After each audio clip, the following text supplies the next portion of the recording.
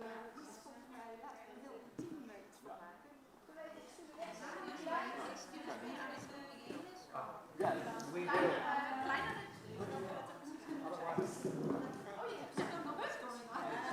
Make a small circle. Very intimate.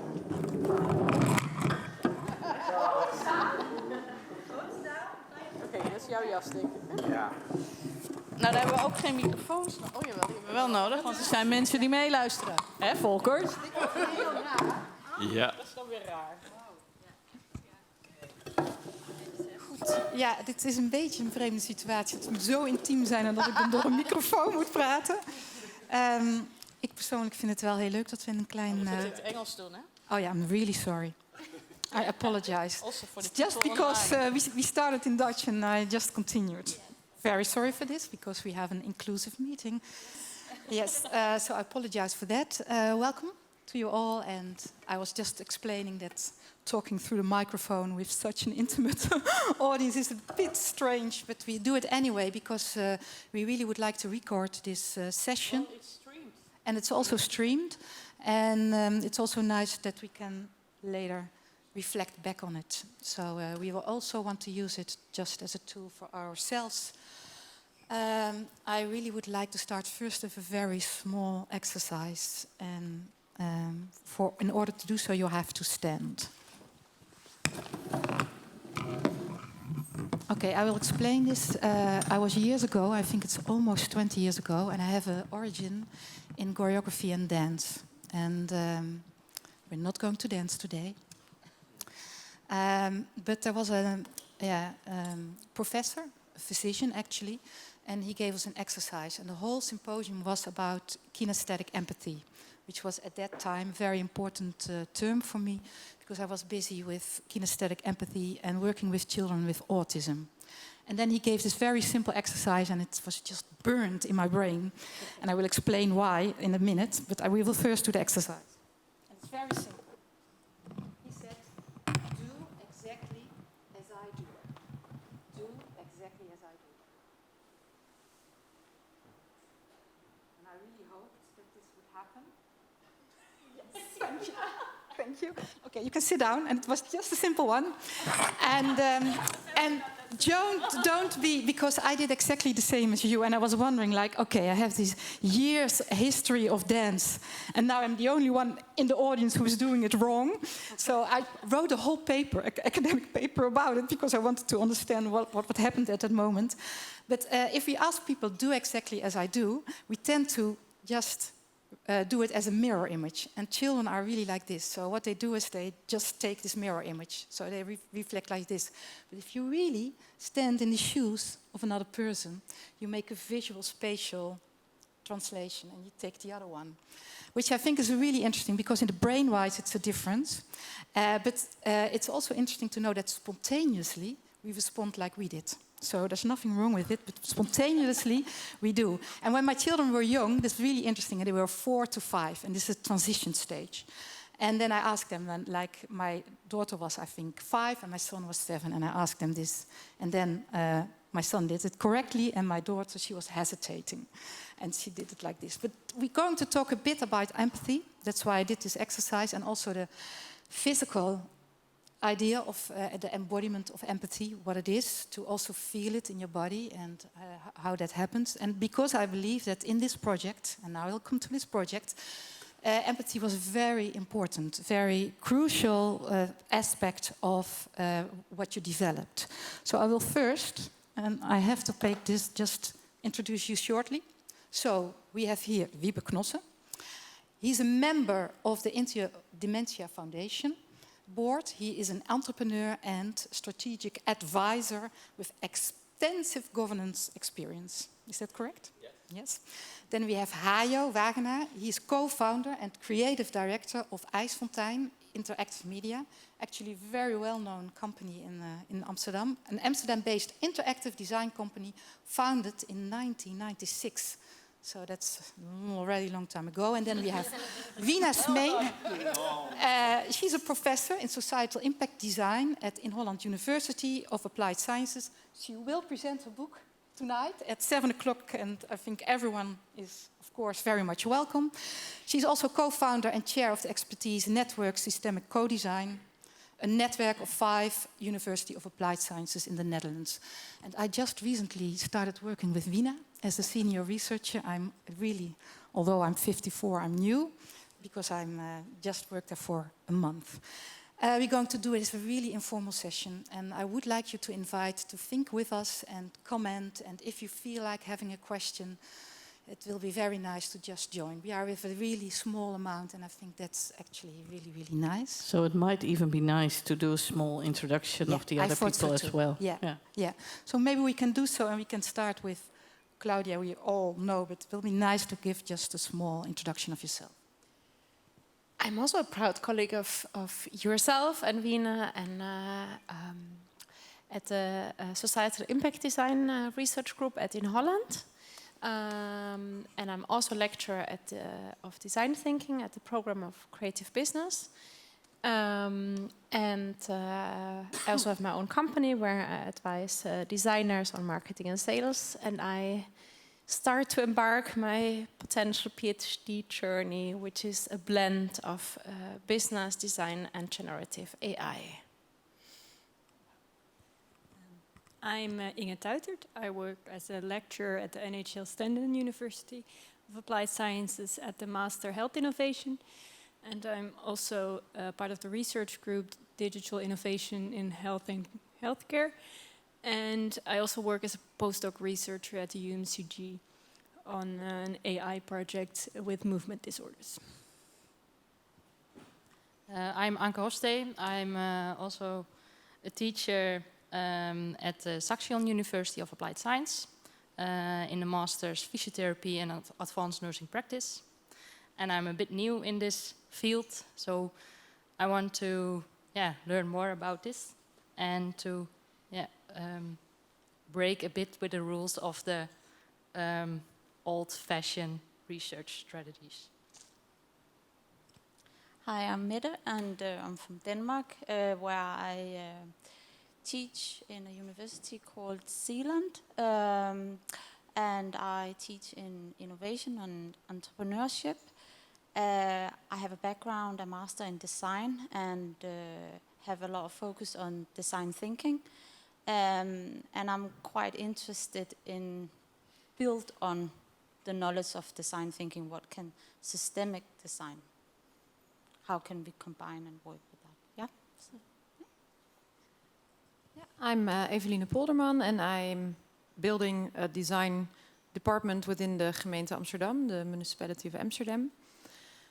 So we have UX design, service design, and as I like to call it, systemic design, but we're very learning in that. Yeah, I wouldn't dare to call us yet systemic designers, but we're trying to get there. So a lot of cases within the city of Amsterdam that we can apply design to on several levels. And it's quite new. It exists for a bit longer than a year, and it's a part of the Department of Digitalization and Innovation.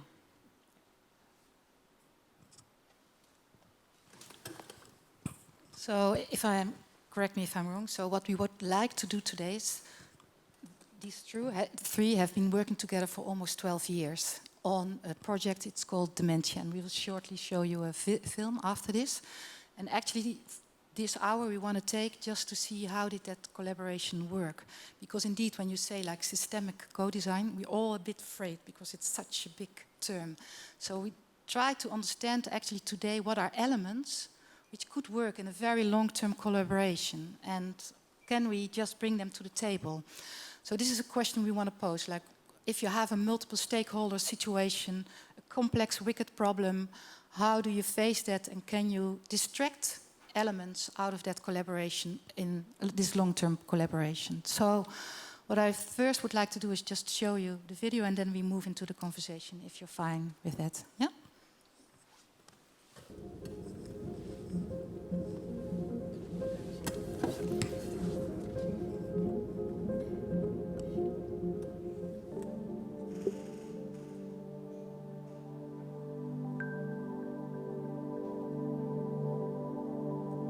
Met uw virtuele handen kunt u ook een knop indrukken, zoals de startknop, recht voor u. Probeer het maar. Ziet u het huis voor u? Dat is uw huis. U staat op het punt om de voortuin in te stappen na een flinke ochtendwandeling.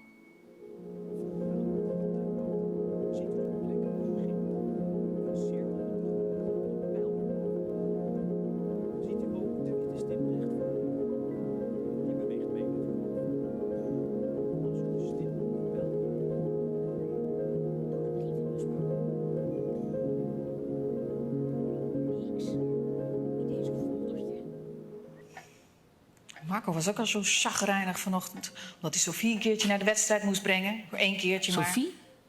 Wat is er met Sophie? Moest ik natuurlijk toch weer helpen met van alles. Toen was ik hier te laat, dus ja, al weg.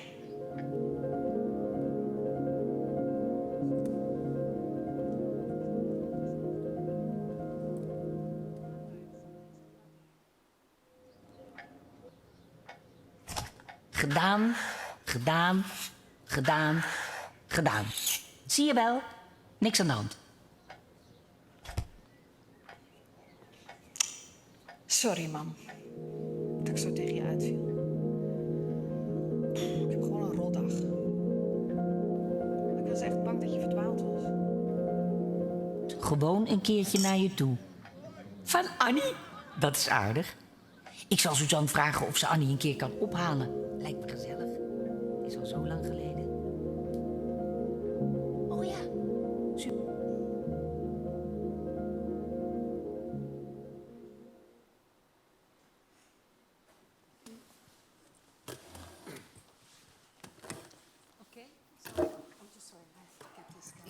So maybe you can shortly explain about the start of the project and maybe also a little bit about this VR. Okay. First question to you. Do you already know the Dementia simulation? Because there is a Danish version. Okay, that in the Aarhus region, the Silkeborg, that University or Applied Sciences of Silkeborg, they have a license, and they have the first implementation was a physical cabin implementation and not VR. And dus in Denmark there is a Danish version, so we can elaborate it on it further. To make it specific Danish. Okay. From your introduction to me, you have heard I'm a strategic advisor, and that's the point where it starts also for me. We work together with a nursing home in Tilburg in the Netherlands, and one of my contacts was the psychologist, and he asked me, we have a problem with people suffering from dementia. They come to our to care institution, and it's not the disease what causes that they went from home to the institution, but their partner of their informal caregiver couldn't bear longer the care burden. So there was no one longer able to care for the person, and that was the reason they went to the care home. And also, this took place in 2007, and also in that time, it was the goal to stay people with dementia as long as possible at their homes and near to their relatives. So the starting point was, what can we do that make us able to stay longer at their own homes? And what is the purpose to keep people as long home as possible? Why is that better? Money. I think quality of life was for us and for the institution the argument, and of course when we talk later on the financing of the system, I will deliberate on it further. But the first goal was to improve quality of life. Yeah. So the assumption is that a person has a higher quality of life if they can stay at home with their husband or... Yes. Yeah, okay. So at the start of the project, we hadn't a clue what will be the product or the service that we will deliver. So we start by making, the process started with us to making a film, a day in the life of a person with dementia. We filmed several people, and we used that film to organize brainstorms with nurses, informal caregivers, scientists from the University of Tilburg, other people, to gather ideas for a possible solution. We also asked groups of students to develop prototypes, a game, simulation, and other kind of prototypes. And during that process, we visited also a psychosis simulator that was implemented in a touring car. And a pharmacist was touring with that bus through Netherlands and Belgium and saying, that's a fantastic idea. That's our direction. And then we start with a group of people from the university, from the nursing institution, informal caregivers, to gather stories,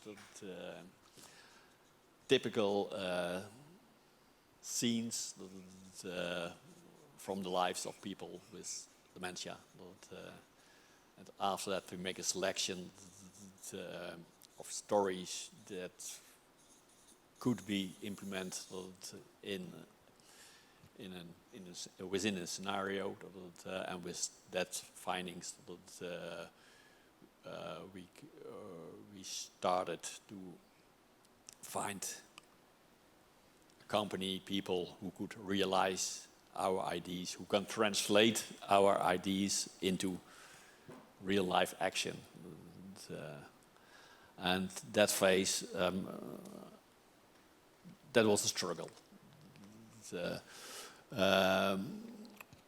We invited people from gaming industry, creative bureaus, ICT bureaus. But during the pitches, we faced that nobody understands dementia.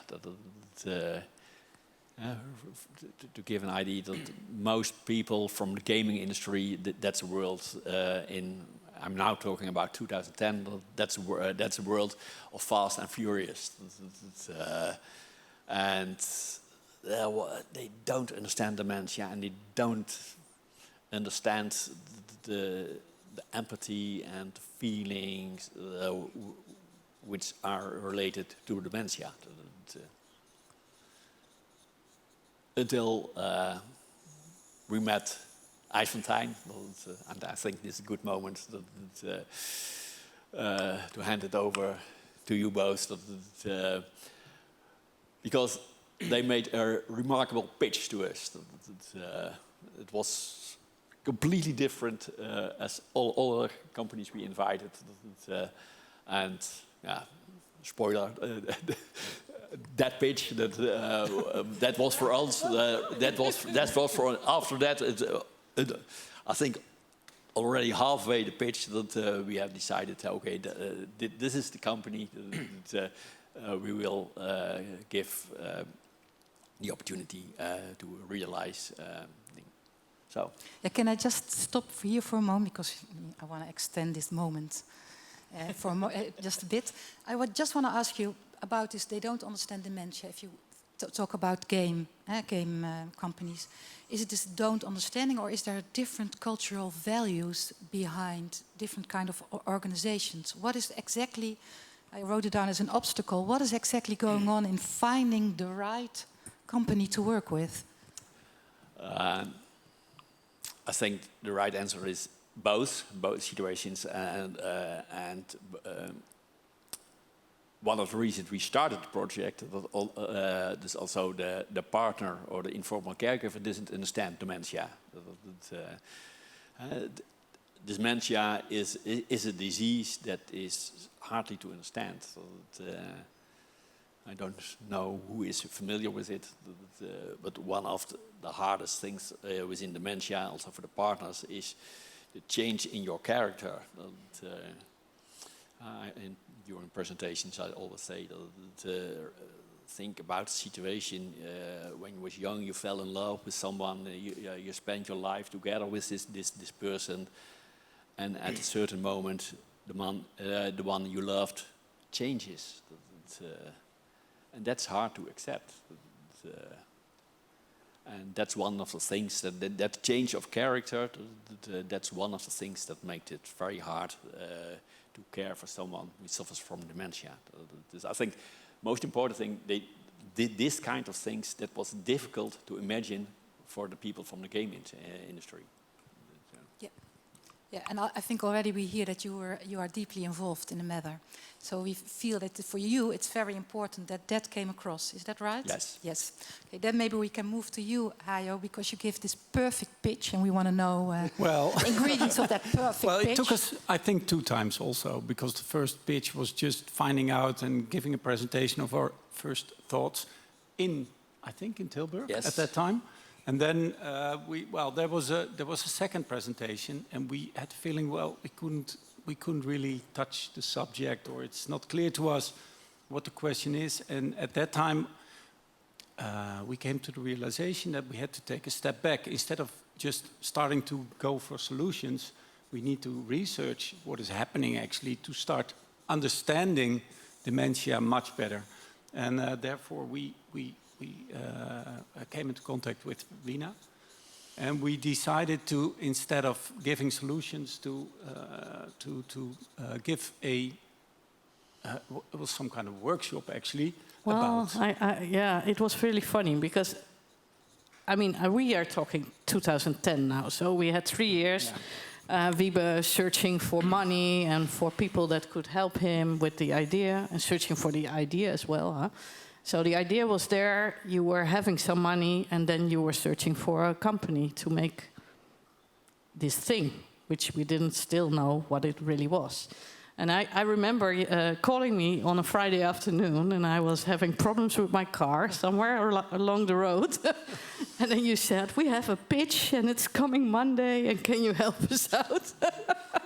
And I said, why do you call me? And then you said, well, you know how to set up processes, co-design processes. Yes. And you heard that I also had experience as a caretaker, informal caretaker of my mother-in-law with dementia, which I think was one of the crucial things to be able to come up with a pitch. And so I had like the weekend to think, how can I help IJsfontein in getting this pitch across? And I also felt this will be a wonderful project. We both felt that, right? Yep. Certainly. And then I was only able to use my intuition in a way and my own experiences. And I thought, okay, so my mother-in-law, what kind of problems does she come across in a day?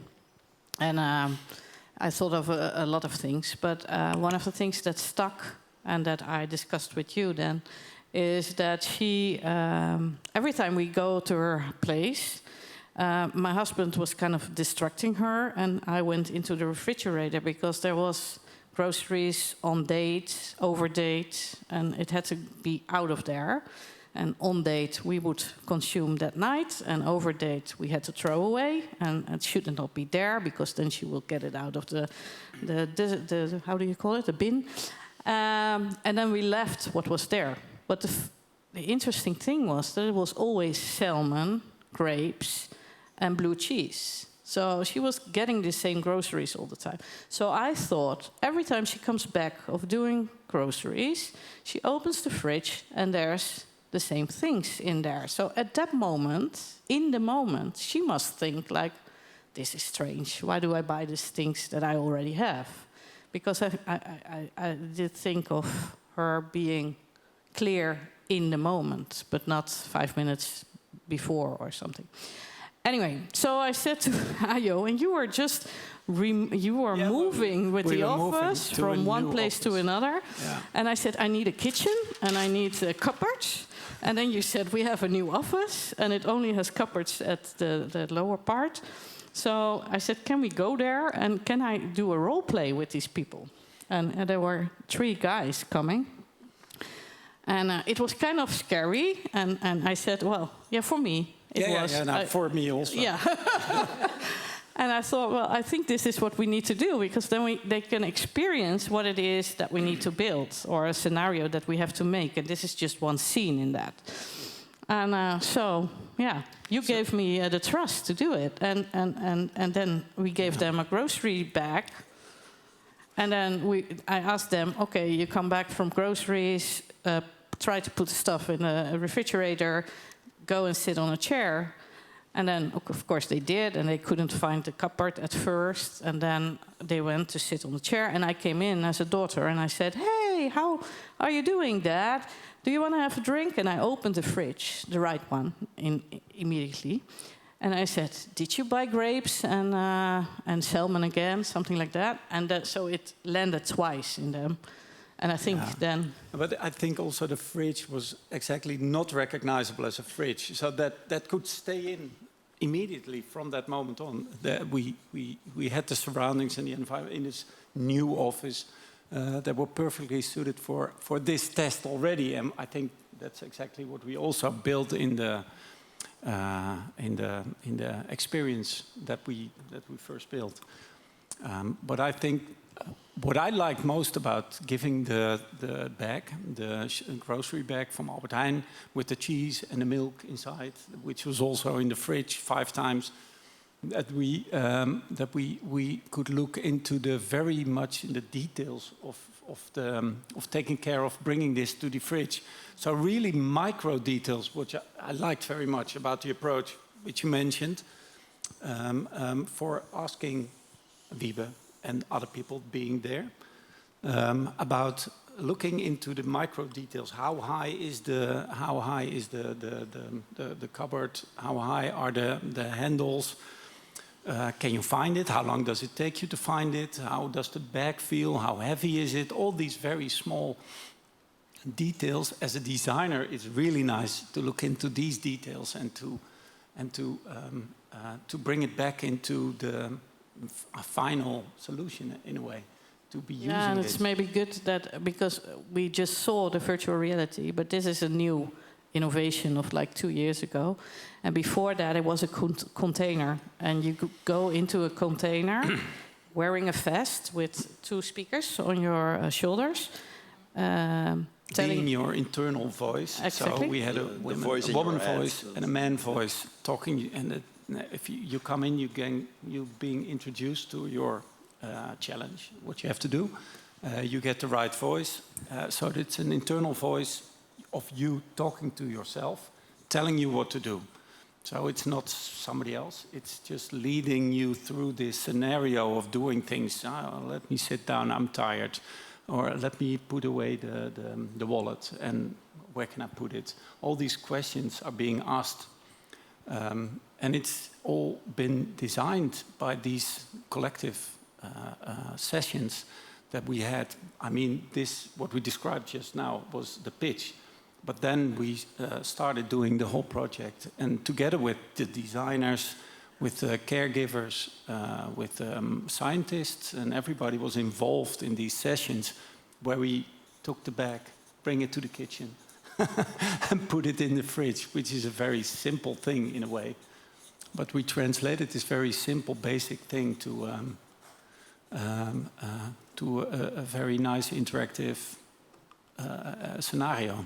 Can I just hold you for one moment? Because we had already earlier a conversation about this, and then you also mentioned micro details. And I do believe that in the design process, this is really crucially important.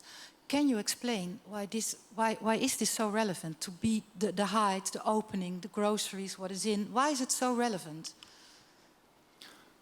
I really have to think. Because it becomes real in that way. You need,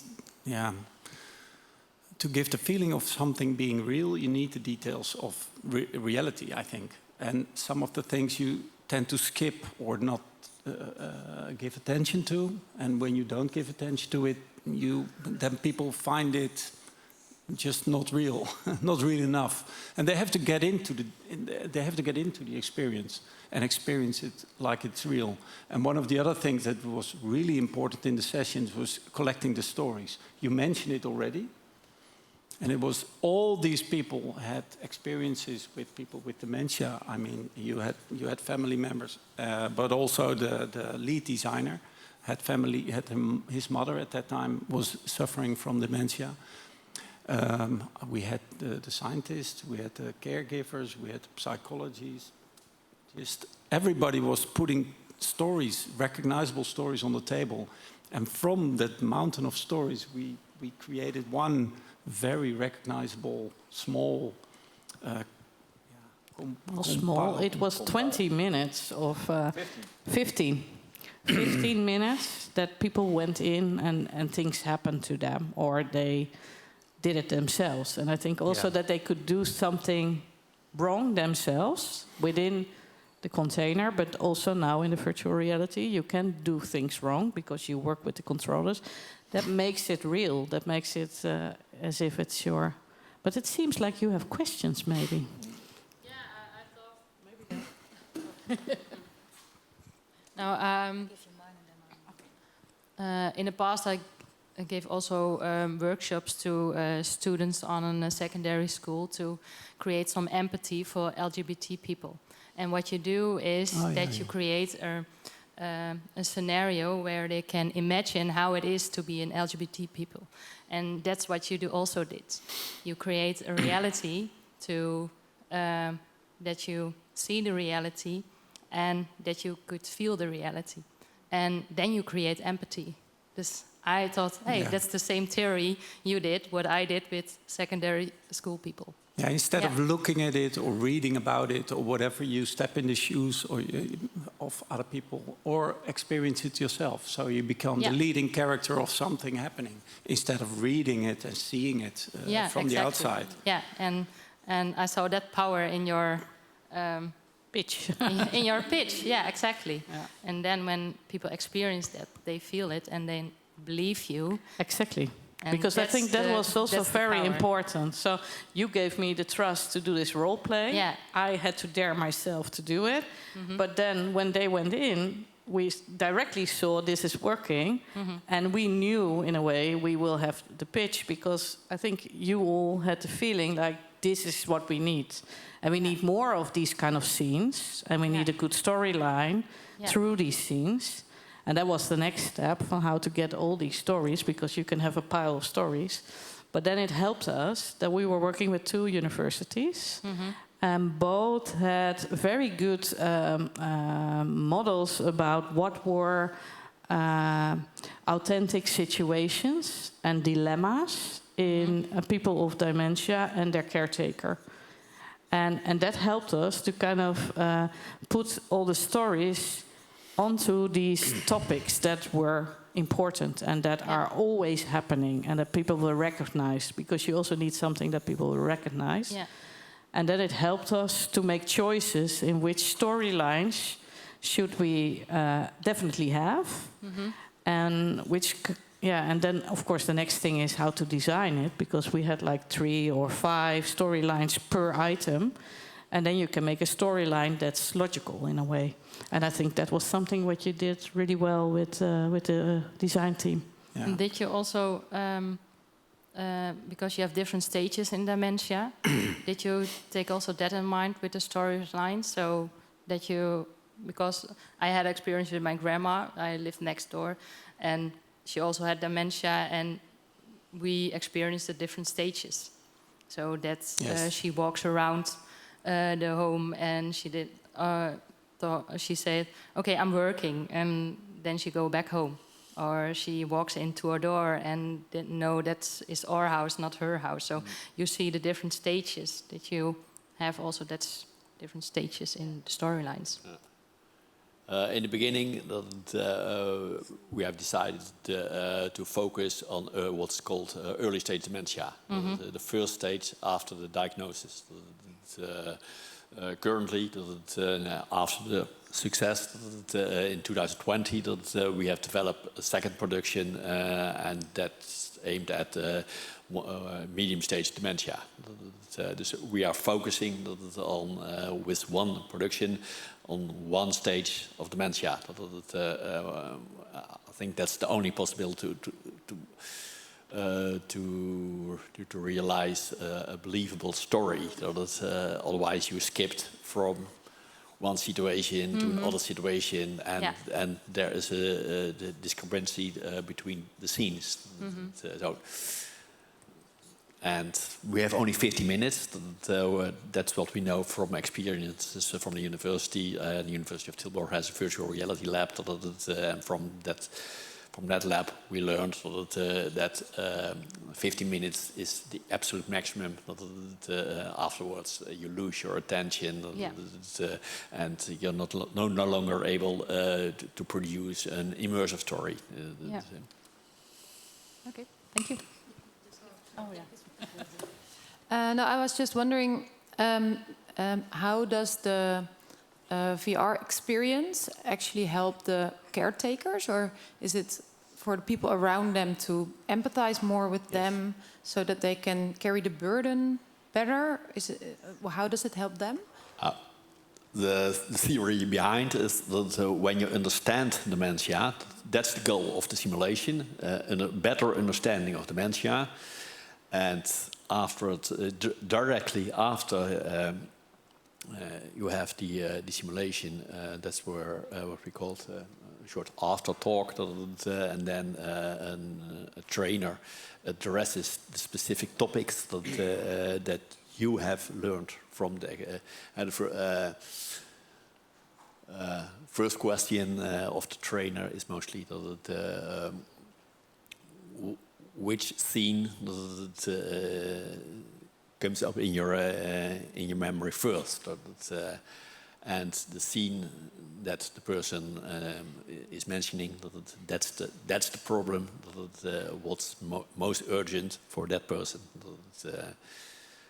And afterwards, we have the training program, and the combination of these three things: simulation, after talk, and training. That's the intervention, and that's aimed to broaden your handlingsperspective. Yeah, that you better know what to do in a way. At the end, you better know what to do with situations in dementia. Also, as a caretaker. Yeah, especially. Yes, but also for professional caregivers. You improve the ways you can handle with and react on persons with dementia. And from the scientific evaluation and validation of the project, they found out that even after 12 months, there was a positive effect for the people who done the training. Yeah. And that, I really think, the mirroring practice we did just in the beginning, that was really what's happening. And what we noticed, that people walking out of the experience were just, a lot of them were very emotional, and especially because they recognized their behavior of the daughter coming in, being angry, and some of the people were, they looked at them, mainly looking at themselves. Oh, that's exactly how I behave. Yeah. So they do recognize this behavior as in looking into a mirror. So I think also that really helps. And can I respond to that? Because I think it's not only understanding, or it's understanding, but also in a feeling way. So it's not only understanding cognitively what's happening, but understanding the experience of this. I think that's probably the most relevant. That's absolutely true. So what we see is that people respond to different scenes, like what Wiebe was saying, and that, of course, they respond differently in emotions. Some people get very silent, other ones come out crying, and it really depends on the scenes for them, because it's different with people. But it always has to do with there are similar experiences at home.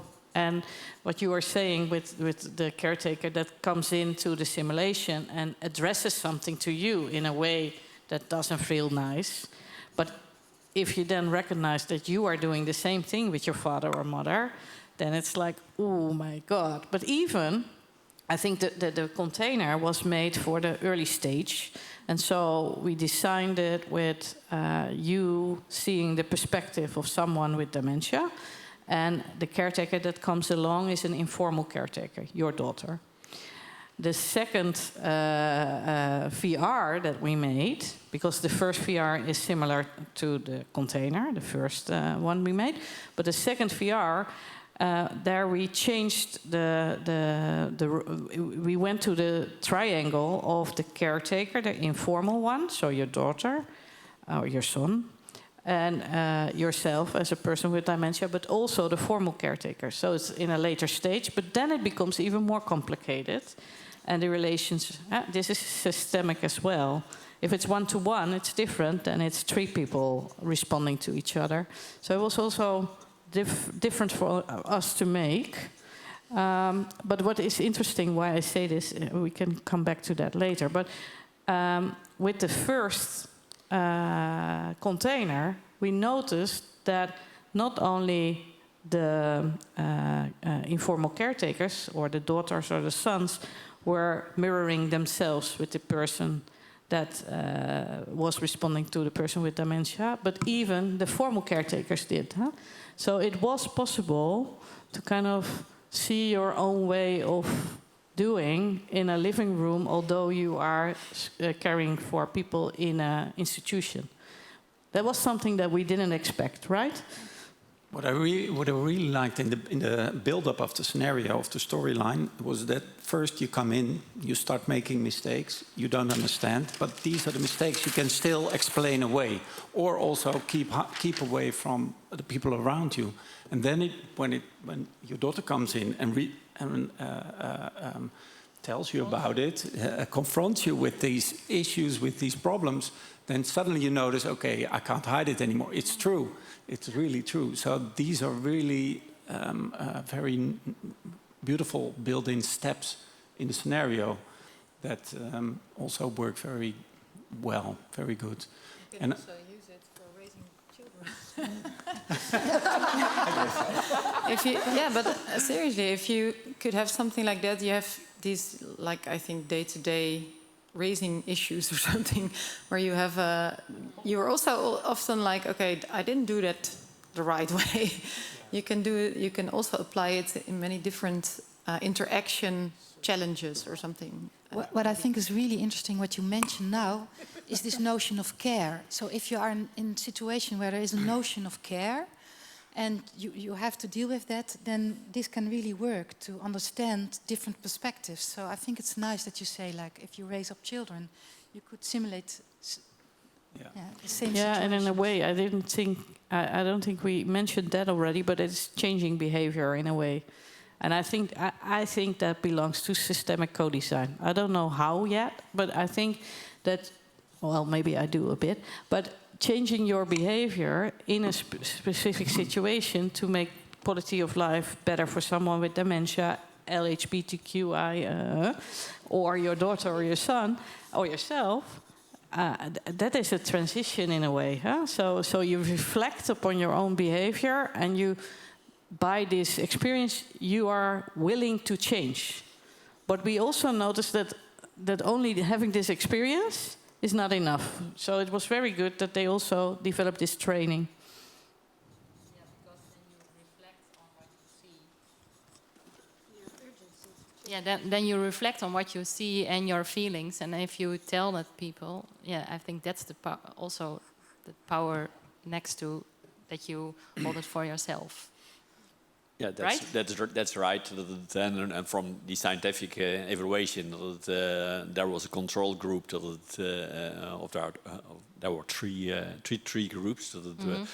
One group with the whole program, one group with only noticed the simulation, and the other control group who didn't attend the intervention.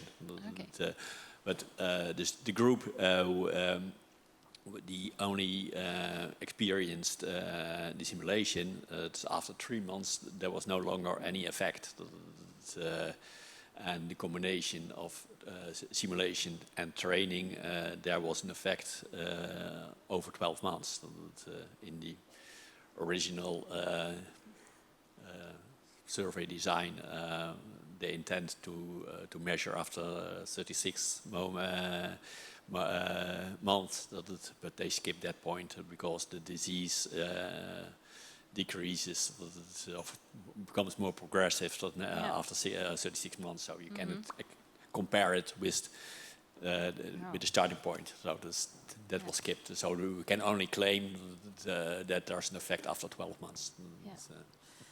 And do you also have some thoughts about to implement this in the study programs of nursing or social workers? Or I think it's easier now. With the container, we had a problem because the container was big.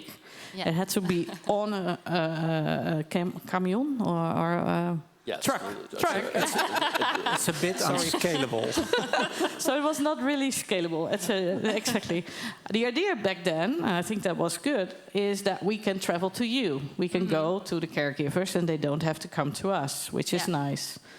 And back then, we also kind of researched if other technology, VR glasses, would be possible, but it was not good enough at that time.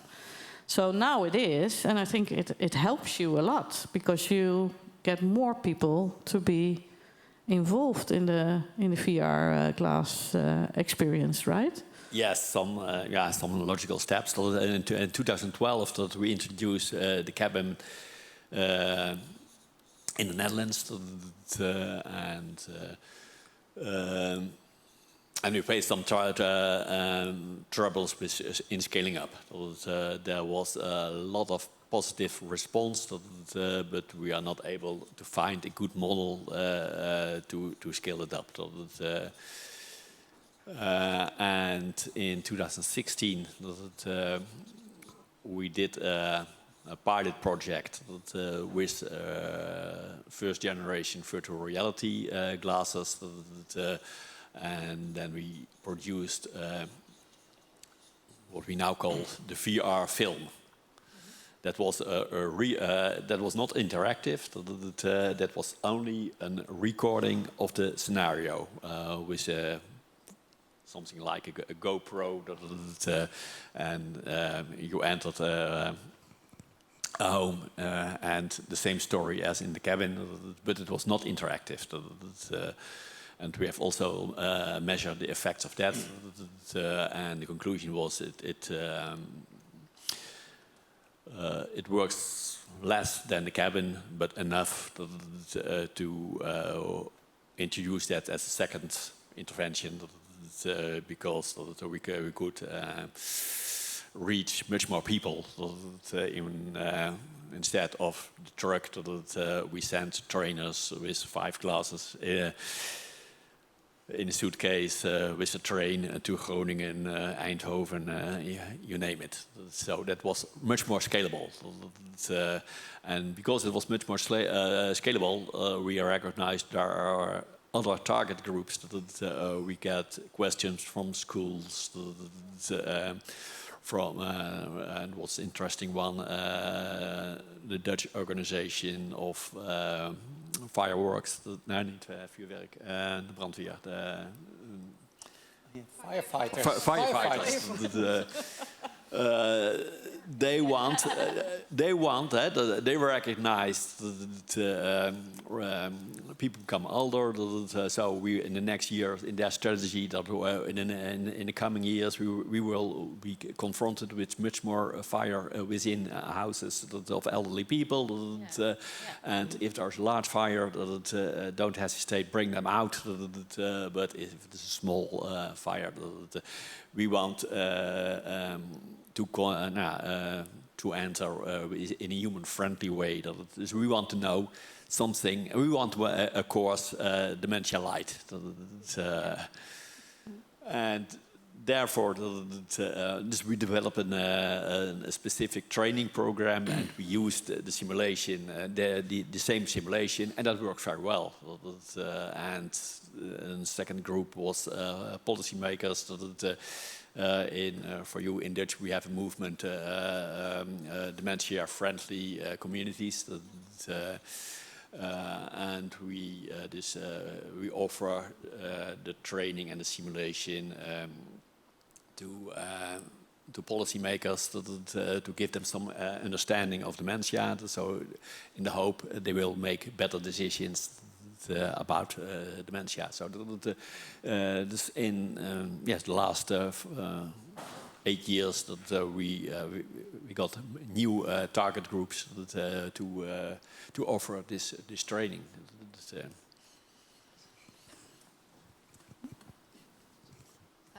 Yeah, I was wondering if you see this as one of the solutions you need to, apparently that works, that you need to have to change a system. How do you create from this project at itself sort of the oil stain effect of improving the whole system around dementia in a more even bigger impactful way? Is that possible from here? How is this a part of a bigger systemic movement? Very nice question. Yeah. I think this is a part from a bigger. May I? Yeah, you can draw. Of course.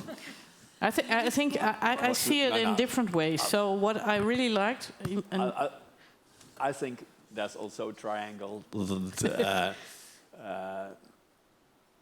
At here, no. Understanding and learning. That's what we do.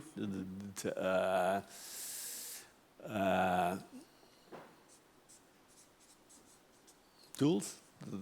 The tools that help people to stay longer at their home.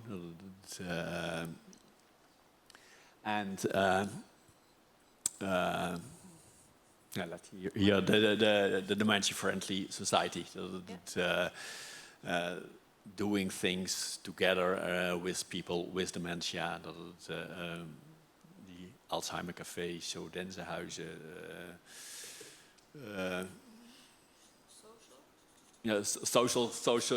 Social support. Let them participate in communities, in normal social life.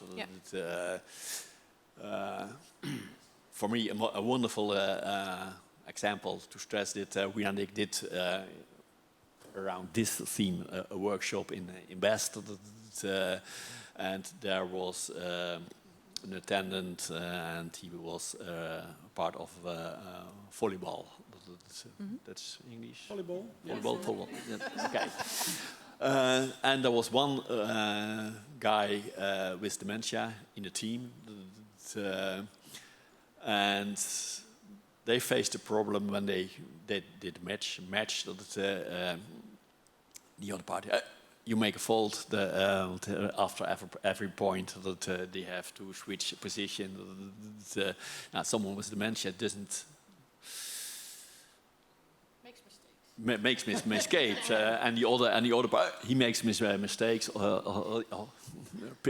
Men of 6 years and older also are very competitive, so they claim a point. So we changed the rules and sent a postcard before the match to the other side. Well, we have one guy with dementia, and he don't want turns with the other. That was the solution. Yeah. And that's. I think this is the most important. We also doing a project in the rural areas in the Netherlands, because there you haven't Alzheimer cafés, no Denzenhuizen. And the only way to organize some kind of dementia care is do it with existing social networks. So we used the glasses to educate. This is take place in Limburg. To educate the people of the football club, the volleyball club, the music club, how to handle with dementia. And that's the way that people with dementia could take much more longer in community life than before. Yeah, exactly. So there's sort of a vision of how the more ideal world should look like. Yes.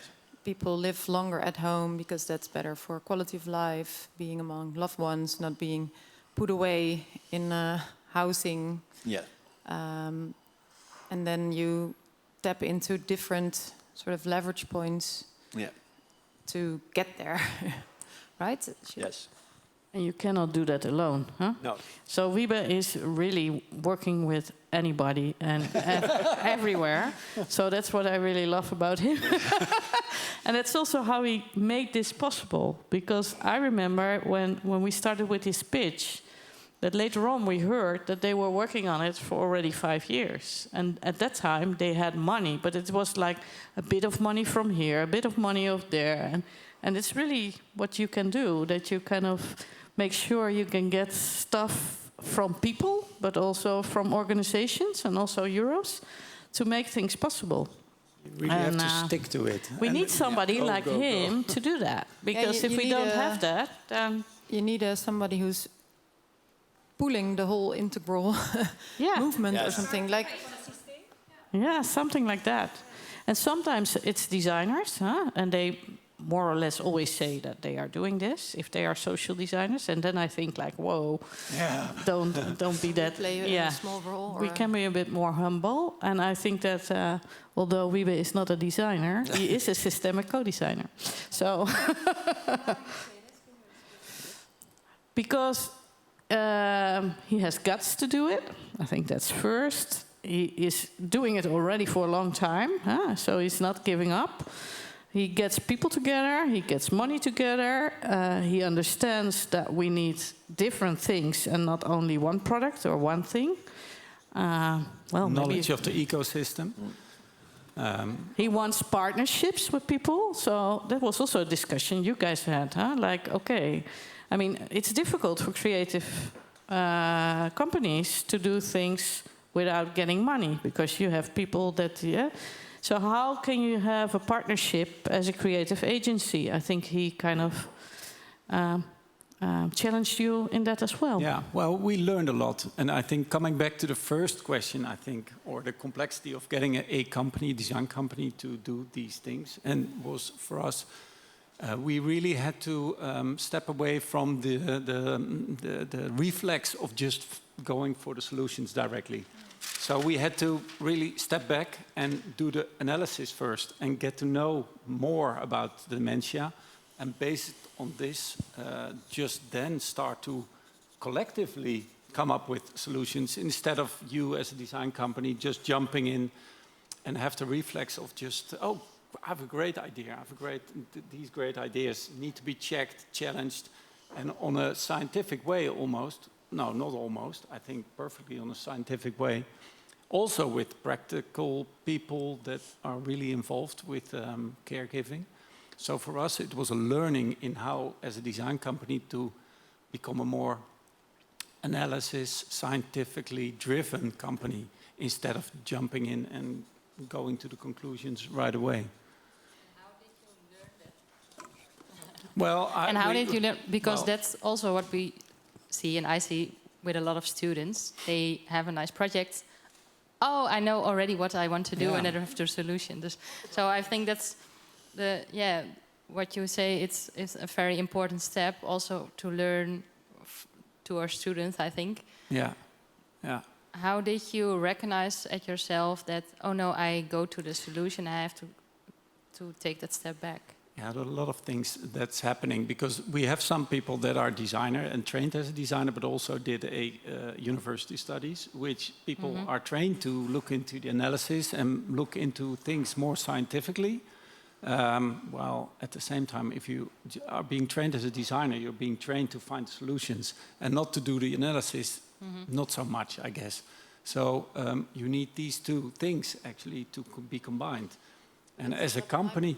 Diamond, right? That's actually the core of the double diamond, right? So I don't find know. the right problem and then find the right solution. Sort of the easiest... Yes, I don't know this term, but that's perhaps probably I think find a that's solution. in a way what you were doing. But Yeah. I think in this case, it was also because of the consortium. Yes. So everybody, every time was... And there was this atmosphere, very open atmosphere, and we were critical to one another. So we dare to say, I don't know if it's this true. And dear designer, this is a really nice idea, but maybe go back. Think and again. even last time with the virtual reality stories, I think we got to know each other as well. So it's easier to be critical in a way because we trust each other, I think. Yes. Yeah. It's also with your team that sometimes even a psychologist, because he's also involved in the virtual reality, and it was his first idea, of course. He also was more critical in developing the second virtual reality story than the container, for instance, because we learned together in these 12 years. Yeah. And we also know how to discuss with each other if something is right or might be wrong. And you need to find the place, time, space, whatever, trust to also be able to do so. Instead of, well, I feel it's not in a lot of projects. It's not, you don't have the time, the trust, or the whatever to do this in such a way. So I think also, I mean, the result was very nice for us, and still one of the best projects we did. But I think also the process itself was, yeah, well, incredible learning. I mean, like, thank you very much for this. I think it's such an important talk. And my dad has Alzheimer's, so it's also very close to me. This, but I'm just a little bit curious because when you're explaining the process, for me. And this, I'm sorry, but maybe it becomes a little bit geeky, but it's because I'm quite interested in design thinking, and also we're all talking about systemic design now. And I'm trying to understand what is the difference, like, or because when you're describing the process, for me, that is design thinking. So I'm just a little bit curious. Of course, I know like systemic design is, we're thinking more the ecosystem, and we're thinking more about partnerships. But yeah, I think maybe you asked the question earlier, like how do you think this in a bigger system, or I don't know if it's a question. I'm just curious to know if any of you that are working with design thinking, systemic design, if you could help me to answer that question. I think it's a very relevant question. I also teach design thinking, so there is always this focus on the user, the target group, and it's usually a very specific, the ones using it. And in the bringing in the systemic perspective means trying to understand, mapping, understanding the system, who else is involved. So it's more than just one target group, but it's the target group and everyone involved. So that would be my... All the stakeholders in the project. So all other stakeholders in the project are... Okay.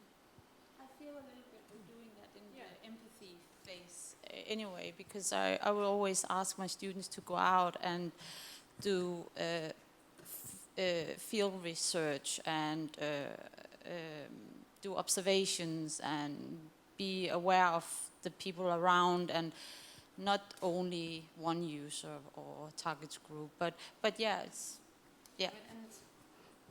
not only people who are part of the perspectives you need to understand, I think, but also structures, innovations, the whole system. So policy, etc., are all sort of interests or perspectives you need to analyze and understand the dynamics between them. So I think that design thinking is only the it's the same, but it has a different zoomed out perspective. But you have a different toolkit, I think. Easiest. Yeah, well, I'm always a bit in design thinking. Empathizing is a phase. You say it yourself, and I think it's not a phase, and especially not in this project. I mean, everything is about empathy. It's empathy between us to understand each other. That he trusted me to do this pitch. Otherwise, it would never have happened, all this. Then it would be different. Maybe also good, but I don't know. It's empathy and changing of behavior of the people that take care of people with dementia. It's so many layers, and I think that is the systemic thing. So design thinking can be one-to-one, but it can be bigger, of course. But to empathize during the whole process, and for 12 years long, it's something else, I think, than design thinking only.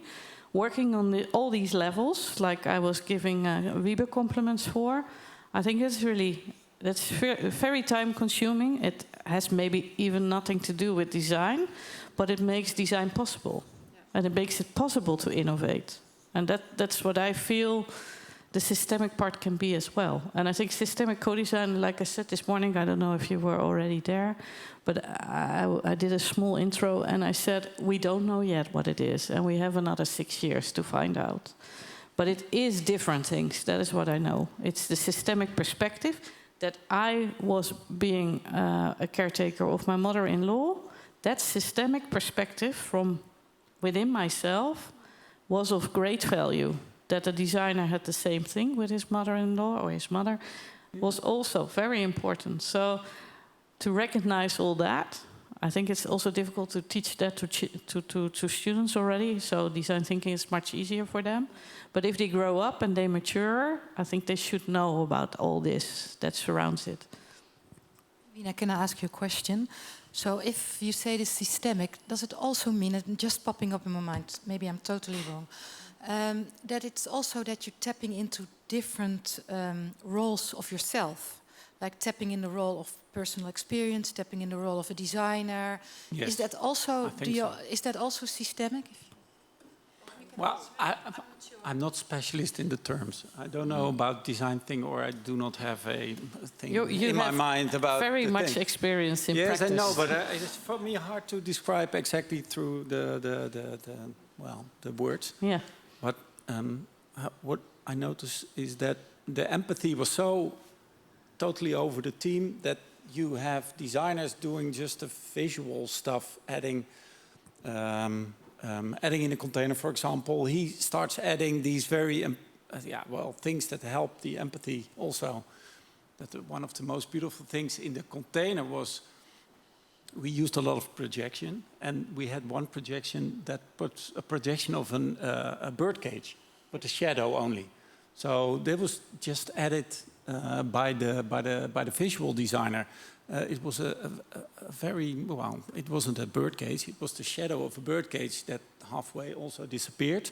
And that's the things you get when you have other people also involved in this empathy thing. Yeah, that's maybe good because we didn't mention that yet. But after the pitch, we set up a workshop with all the designers. So it's the space designer, the visual designer, the programmer, the script writer. Yeah, all the people. So it was like we were at 10, I think. Yes.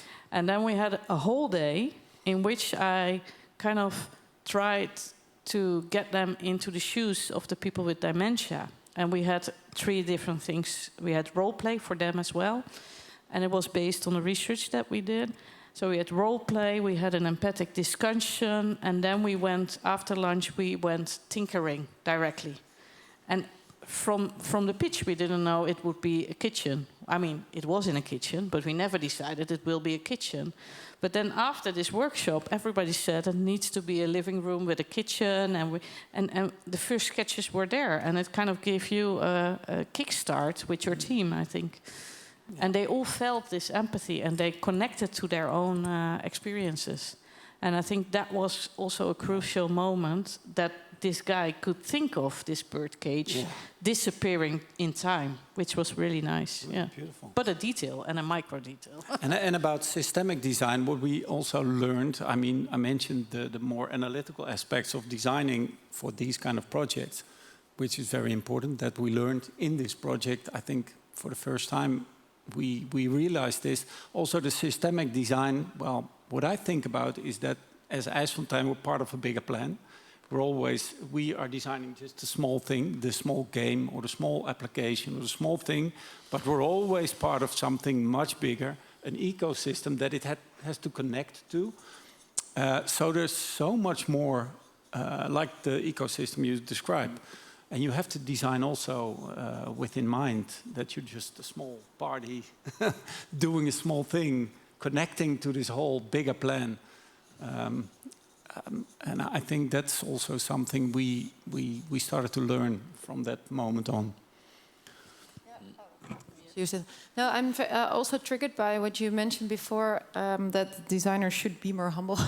I can understand that. I'm trying to match the theories and experience I have with systemic design, and for example, the case of redesigning psychiatry, where design is sort of the leading approach to facilitate the process of moving or transforming a system.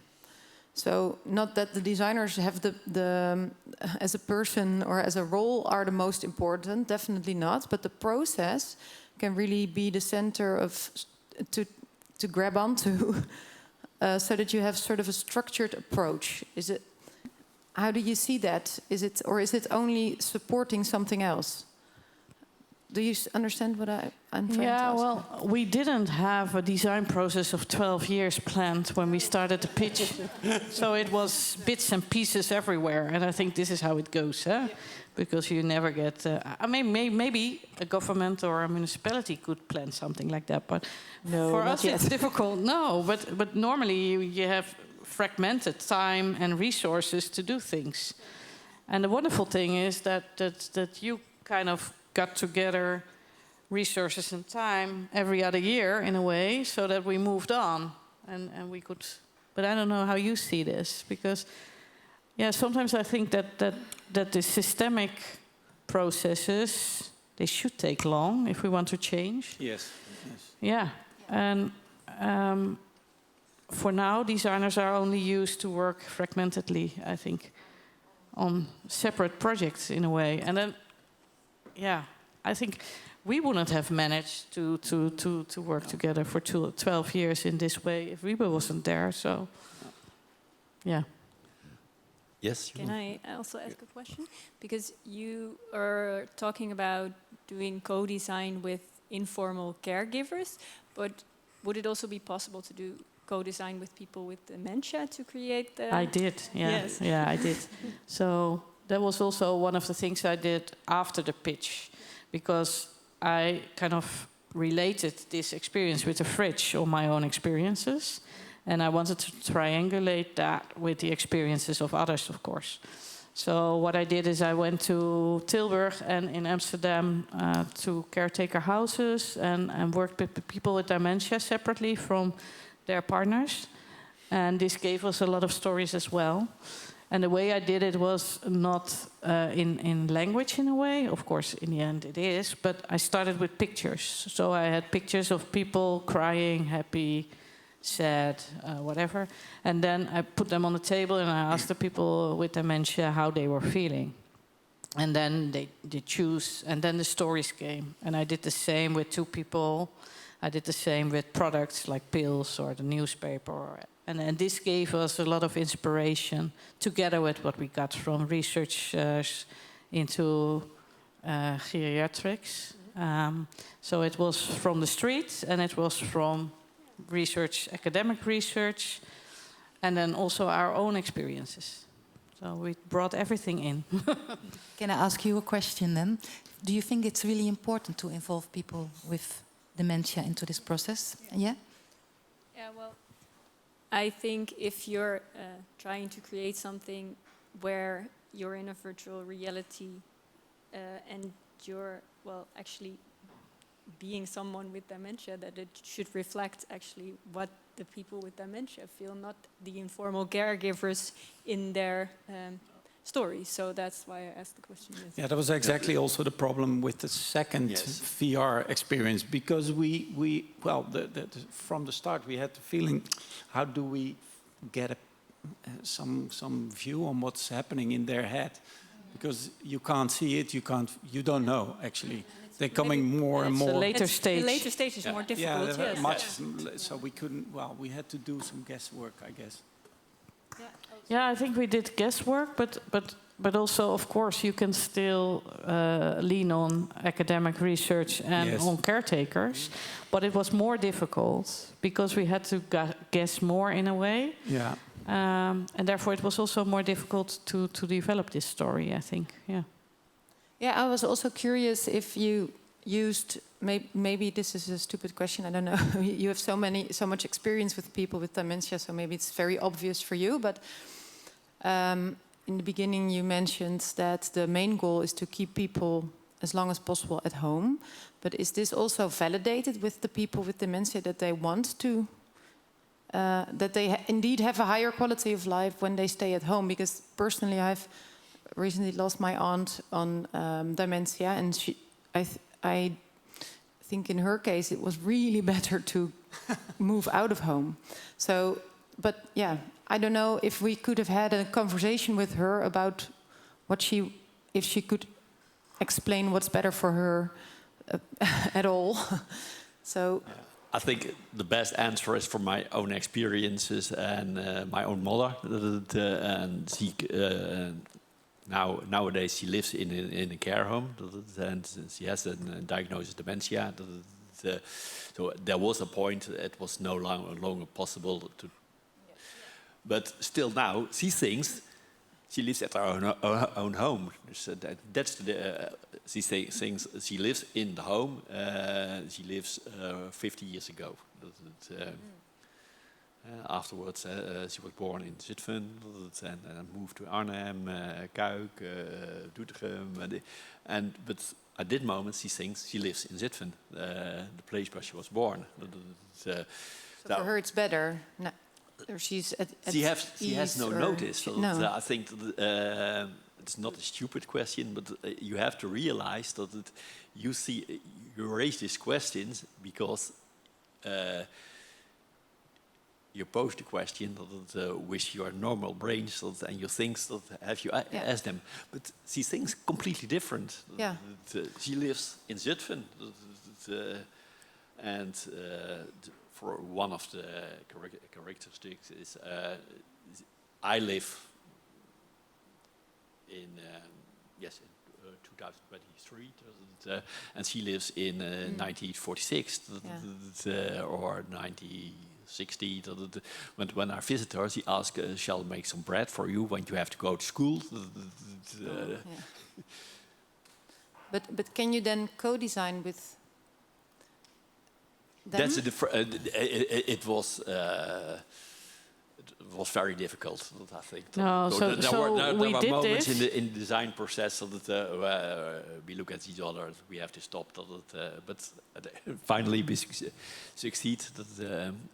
So it was possible for the first stage, but it was very hard for the second stage. So we decided not to bother people with that as well, because even with the first research that I did, it did do something with people. And of course I had consent of their partners, etc. And they themselves also wanted to talk to me. But I also really looked at their body language, and some people could join for 3/4 of an hour and others for 1.5. So it's really depending on the people. But I think they gave, the early stage people gave us wonderful dilemmas. Like with a birthday party, it's directly related to what a guy was telling me. Like I want to go to this birthday party, but everybody is talking about me or over me, and I'm totally not part of it. So I'm not going. I'm just telling everybody that I don't want to go, but I want to go. And I was really sad. So I heard a lot of sad stories. But so we could use that in the container. And this was, for instance, something I asked the design team, that I asked them in the empathic discussions. I said, when do you have the feeling that people talk about you? And then one of the programmers said, he was an English-speaking guy, he said, yeah, well, if I'm at a party in Amsterdam, then everybody speaks English. But then around 2 o'clock in the night, and everybody has had a drink, then they start in Dutch, and I don't understand anything anymore, and I feel lost. And this might be a similar feeling to people with dementia. So that's the way we did it. Yeah.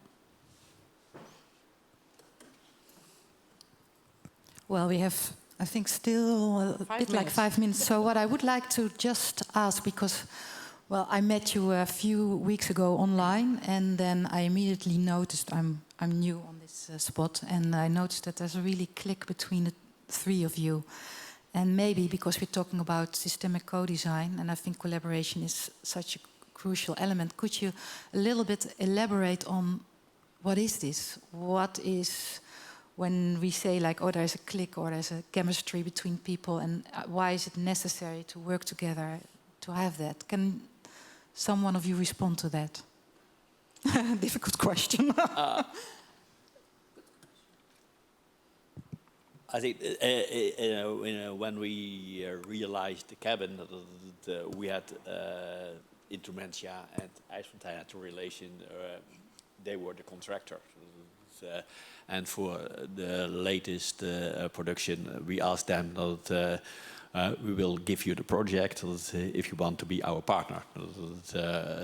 That's not a role. And we have some discussions, what do you expect from partnerships?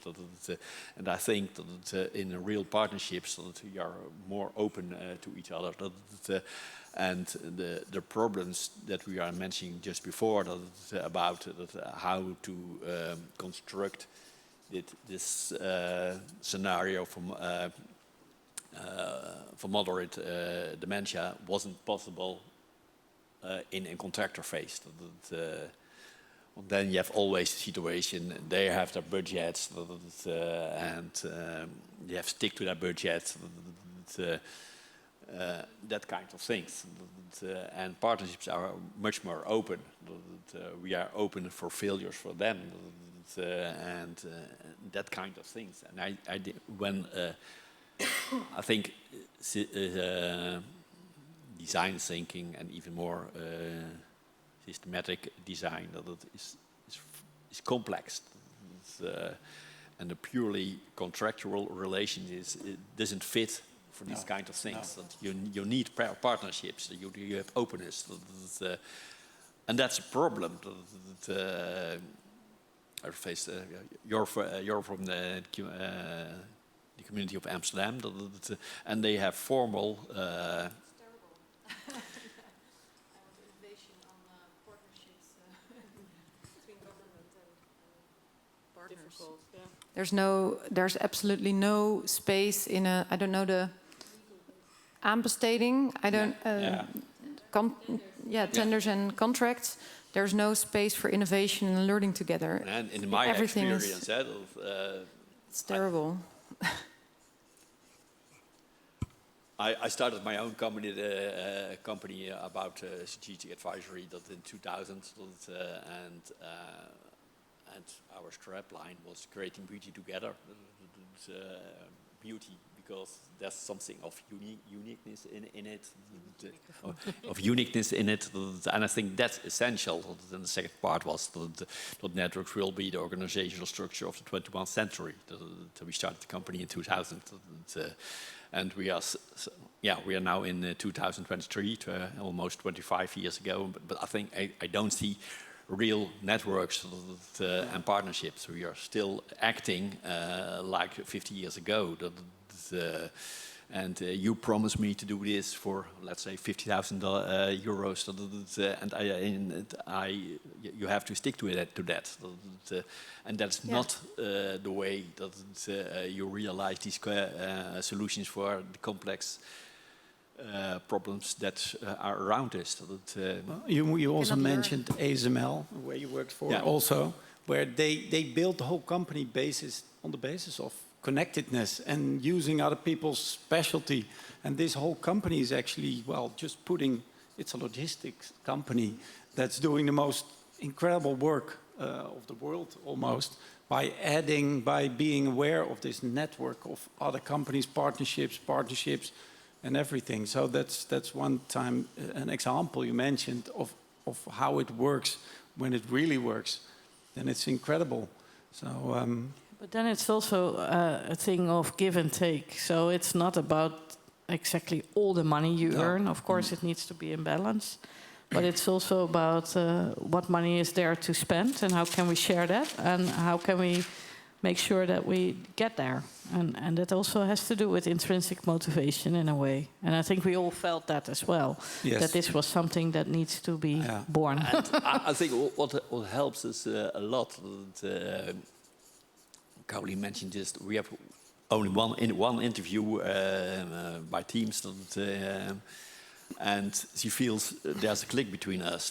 But when we talk with insurance companies, they see these clicks, and that helps to spread our story and to get confidence. During the discussion, I was thinking about systemic design. I was thinking about an example of the insurance company that when we talk about that they will talk pay the trainings in the beginning, and that is also for communities like Amsterdam, Rotterdam.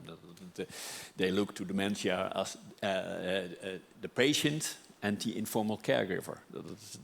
That are the two entities, but they don't look to the system around it. They had a term for our training for informal care for 40 euros a year. We have to start to discuss this one, but our goal is to let people longer stay at their own home. And when they go to a care institution, you have to pay standard price to 248 euros a day.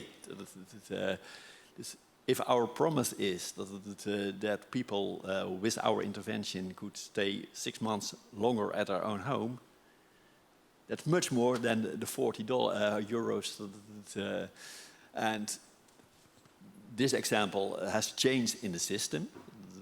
And now they are more open, and we are now talking about realizing a new production for people with a migration background.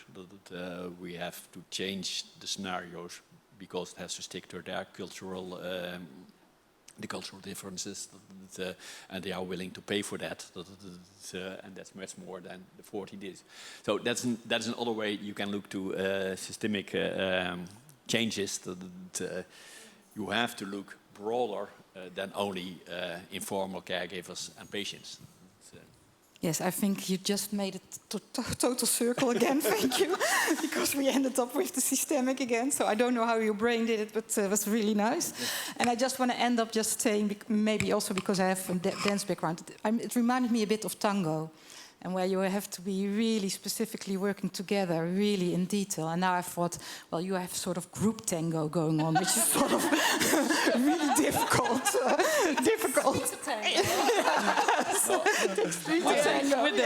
We'll take 5 to tango. 5 to tango. Well, and I want to thank you, all of you, actually. It was a really nice conversation. And thanks, you were all so involved. I really enjoyed being in a small group. Thank you. You forget something. You have to invite 2 people.